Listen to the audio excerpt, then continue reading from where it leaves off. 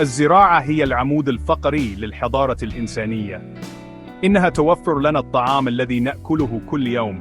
بدون الزراعة لن يكون هناك خبز أو أرز أو خضروات أو فواكه. هذا يجعلها واحدة من أهم الأنشطة على وجه الأرض. لكن الزراعة هي أكثر من مجرد إنتاج غذائي، فهي تزودنا أيضاً بالمواد الخام. تشمل هذه المواد القطن للملابس والخشب للبناء. بالإضافة إلى ذلك، تلعب الزراعة دوراً حاسماً في إنتاج الوقود من المحاصيل. يتجاوز تأثير الزراعة تلبية احتياجاتنا الأساسية، فهي تشكل مناظرنا الطبيعية وتؤثر على ثقافتنا. على مر القرون، طورت المجتمعات الزراعية تقاليد وممارسات فريدة. تنتقل هذه التقاليد عبر الأجيال، مما يربطنا بتراثنا الزراعي. في عالم يواجه تحديات متزايدة من تغير المناخ والنمو السكاني، تكتسب الزراعة أهمية أكبر. إن فهم الجوانب المختلفة للزراعة والمسارات المهنية التي توفرها يمكن أن يمكن الأفراد من المساهمة في مستقبل أكثر استدامة وأماناً غذائياً. تاريخ الزراعة هو رحلة عبر الزمن، تعكس براعة الإنسان وقدرته على التكيف. من أقدم أشكال الزراعة إلى التقنيات المتطورة المستخدمة اليوم، شكلت الزراعة مناظرنا الطبيعية وأثرت على مسار الحضارات. كان البشر الأوائل صيادين وجامعي ثمار، يعتمدون على سخاء الطبيعة في الحصول على الغذاء. كان الانتقال إلى الزراعة، الذي تميز بتدجين النباتات والحيوانات، لحظة محورية في تاريخ البشرية.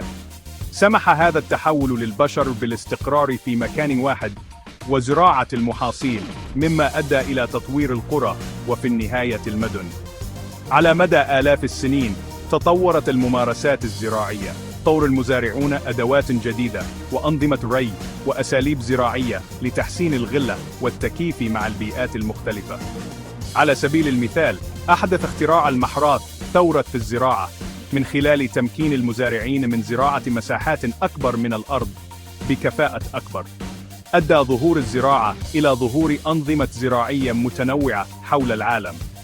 في وديان الأنهار الخصبة، طور المزارعون تقنيات الري لزراعة محاصيل مثل الأرز والقمح.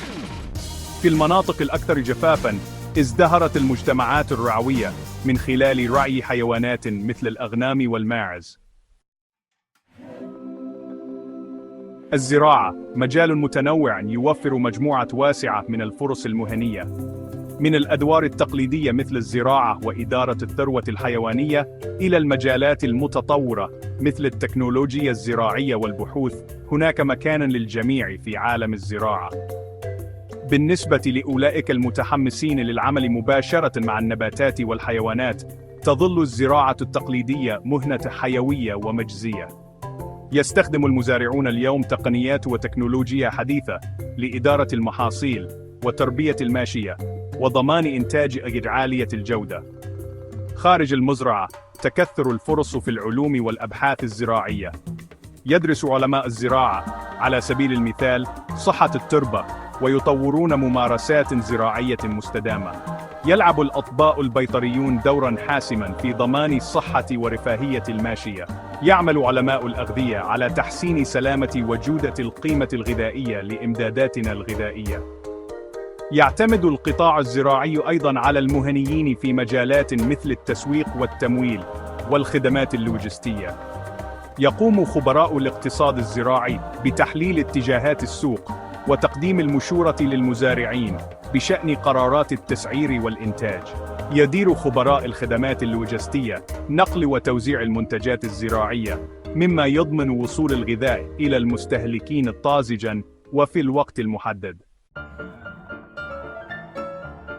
تواجه الزراعة الحديثة العديد من التحديات، من تغير المناخ واستنزاف الموارد إلى الحاجة إلى إطعام سكان العالم المتزايدين. ومع ذلك، فإن هذه التحديات توفر أيضاً فرصاً للابتكار والحلول المستدامة.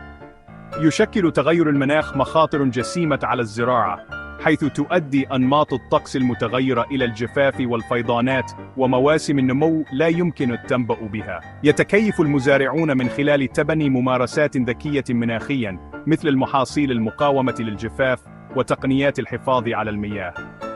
مع استمرار نمو سكان العالم، يزداد الطلب على الغذاء أيضاً. الابتكار الزراعي ضروري لزيادة إنتاج الغذاء بشكل مستدام. يشمل ذلك تطوير أصناف محاصيل ذات عائد أعلى، وتحسين سلالات الماشية، وتقليل الفاقد في جميع أنحاء سلسلة إمدادات الغذاء. من المخاوف الملحة الأخرى التأثير البيئي للزراعة. يمكن أن تساهم ممارسات الزراعة المكثفة في إزالة الغابات وتدهور التربة وتلوث المياه. تهدف الممارسات الزراعية المستدامة مثل الزراعة العضوية والزراعة الحراجية إلى تقليل هذه الآثار وتعزيز التنوع البيولوجي.